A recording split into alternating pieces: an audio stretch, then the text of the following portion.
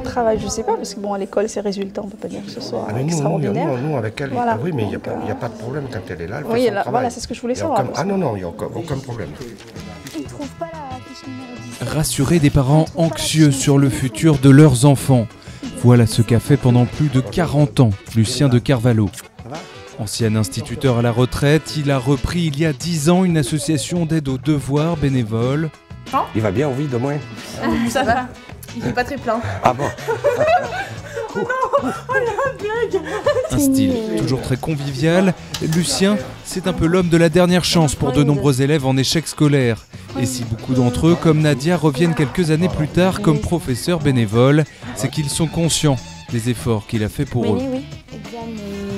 Exams. C'était un prof très juste, très droit et qui aidait beaucoup les familles et les enfants. C'est quelqu'un de très proche en fait. Il était proche de tous ses élèves, des familles.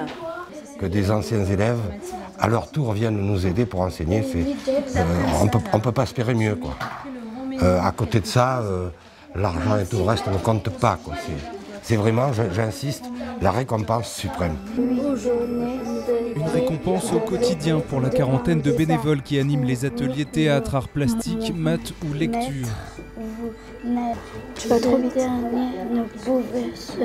Le plaisir de pouvoir aider dans d'autres conditions que l'école, loin des classes surchargées et anonymes. Ils n'ont plus sur moi exactement le regard qu'on a sur un professeur, mais sur quelqu'un qui peut aider ou qui a la compétence d'une aide et que moi, effectivement, je peux leur apporter cette aide.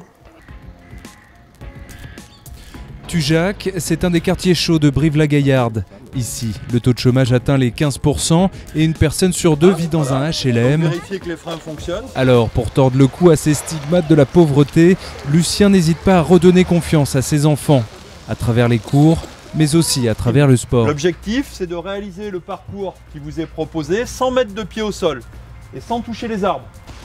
Tu te rends compte où il nous fait passer? Mais il est fou. Voir du vert quand on vit au quotidien dans des bars d'immeubles, dans des foyers ou pour certains même dans des caravanes, c'est une véritable bouffée d'oxygène. Ils seraient restés à la maison pour embêter la maman, donc là ils sont bien. Il y a des enfants qui ont des difficultés, mais comme ailleurs, pas plus ni moins. Et on a aussi des enfants qui en veulent, qui ont envie de s'en sortir, qui ont envie de travailler. Alors la meilleure réponse qu'on puisse leur apporter, c'est de les aider. Et parmi ceux qui aident le plus Lucien, il y a Michel, son ami d'enfance.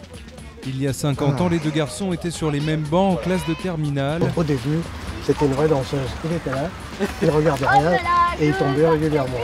Mais maintenant il a compris. Maintenant ça va mieux. Alors une fois à la retraite, Michel n'a pas hésité à aider son acolyte dans son combat. Il donne sa vie quoi, à l'association. Il mange association, il boit association, il dort association, il vit association. C'est toute sa vie et il est dévoué corps et âme. Mouiller le maillot pour un président d'association, c'est aussi rencontrer les élus locaux. Salut petit mec. Tu vas bien? Oui. Chef, c'est comme cela que Ralem appelle Lucien depuis qu'il lui a trouvé son premier poste en emploi jeune dans l'association. Aujourd'hui, c'est grâce à lui que Lucien va rencontrer le monsieur culture de Brive-la-Gaillarde. Objectif, négocier des tickets de théâtre gratuits pour les enfants de Tujac.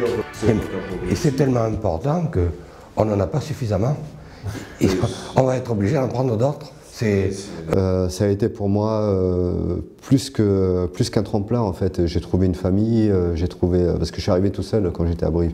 Ma famille ne m'a pas suivi, donc j'ai trouvé une famille. Ma petite fille d'ailleurs, elle appelle Papy de Carvalho. Sa vraie famille, Lucien ne la voit que très peu avec toutes ses occupations. Alors après une journée bien remplie comme celle-ci, son moment préféré c'est de prendre le café avec les deux prunelles de ses yeux, sa fille et sa petite fille.